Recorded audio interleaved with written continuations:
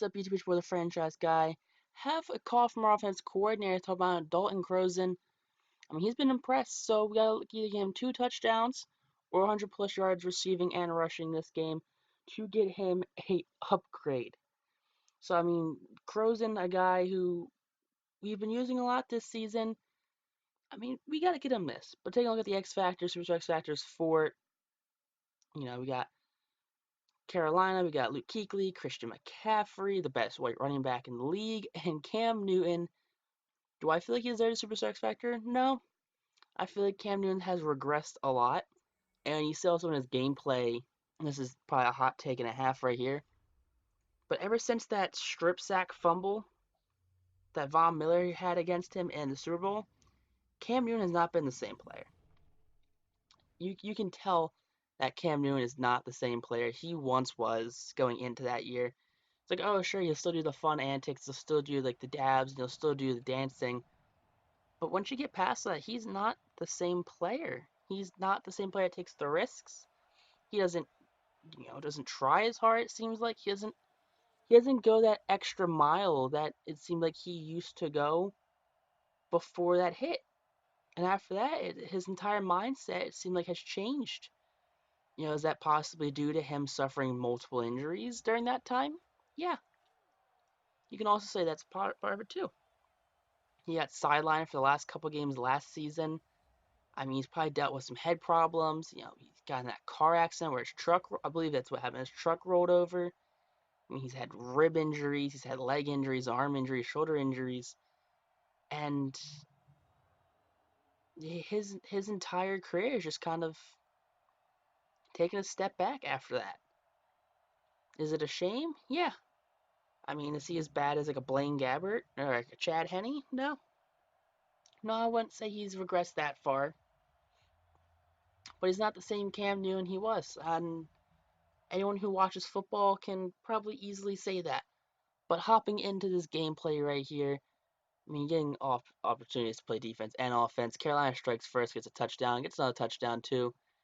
Middle of the second quarter right now. I mean, we get some points on the board finally, so we break the shutout. We get a field goal right there.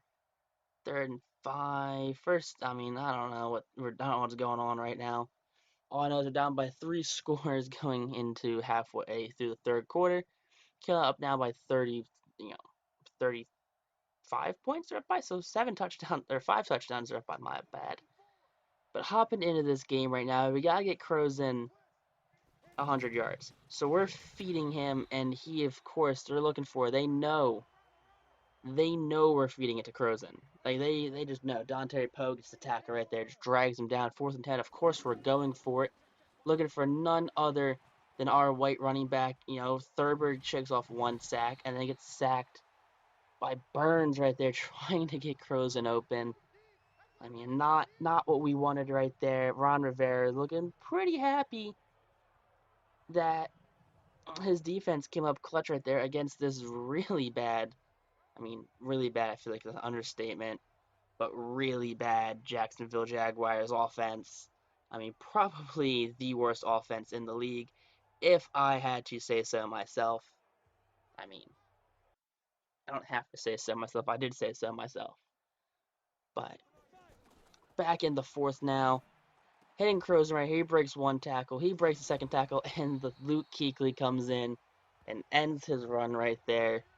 There were 2 interceptions on the day, no touchdowns. Crossan 55 yards. So I believe he came up 5 yards short. Oh boy, that is unfortunate for poor Daulton Crossan. I mean, look at that. McCaffrey, player of the game, 30 carries, 165 yards, 2 touchdowns, and a long of 69. This man touched the rock 30 times. That is unheard of. But hey, we shut them out in the fourth quarter. So that's some improvement right there. Our defense coming up super strong. But let's take a look at this stat line right here. We get blown out. Not too bad passing attack wise. 221 passing yards, 47 rushing yards, 4.5 yards per carry. I think it's a season high on yards per carry in a single game. But Crossan, I believe, did come up short of the goal. But we're going to go through the player stats. Thurber, 18 for 40. That's just not what you want to see. 227 somehow, no touchdowns and 2 picks. Longest was 25 rushing. We have Crossan, 14 for 42.8 yards, no touchdowns, no fumbles, no broken tackles. Nothing really else from the other running backs, and 55 yards on 4 catches, 13.7 yards a carry. I mean, that's unfortunate. Max McCaffrey, brother of Christian McCaffrey, not a great game from him. But honestly, it's not a great game from anyone really. Crow's allowed 2 sacks, Rhodes allowed 3 sacks. Oh man, it just keeps getting worse and worse in this offensive line. The leading tackler for the day was Lashard Durr. Had a pick, so it's pretty good for him, the corner right there. It's never good when your corner and your safeties lead the team in tackles for the game. But Lorante McCray came up big, 5 tackles for loss. I guess he must have held McCaffrey in check at some points. Marcus Rios, my apologies, had a tackle for loss. Josh Allen had 3 tackles for losses.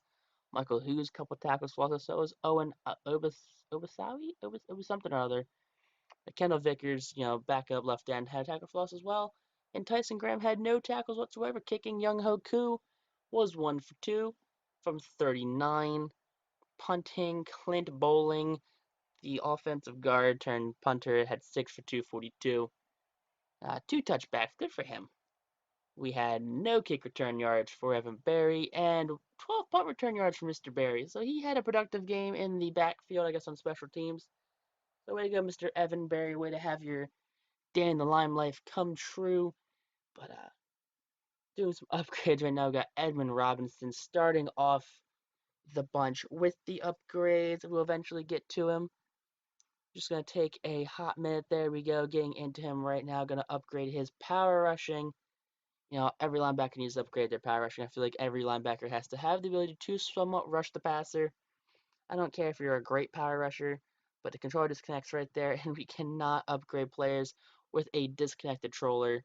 A disconnected controller? I think I just said troller.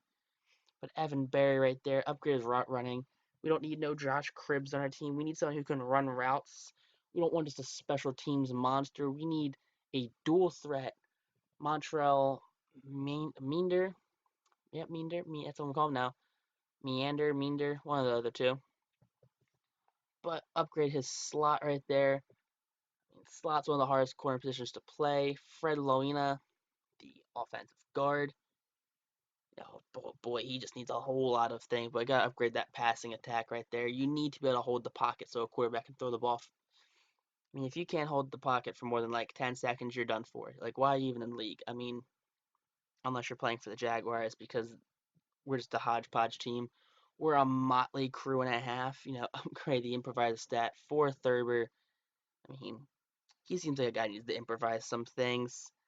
But I'm gonna go with the insider, Peter Schrager. Not too thrilled with these questions he's asking us. I mean, he doesn't seem like he's having a great time. I mean, he doesn't. He's in like our quarterback situation. I mean, I don't think anyone would. But we're coming to the end of this episode right here, guys. If you guys like this episode, make sure you guys like, comment, and subscribe. If you guys miss any episodes, check post down below. Thanks for YouTube. Peace out. Rock on. Stay super classy. And put an L in chat for Daulton because he missed his goal.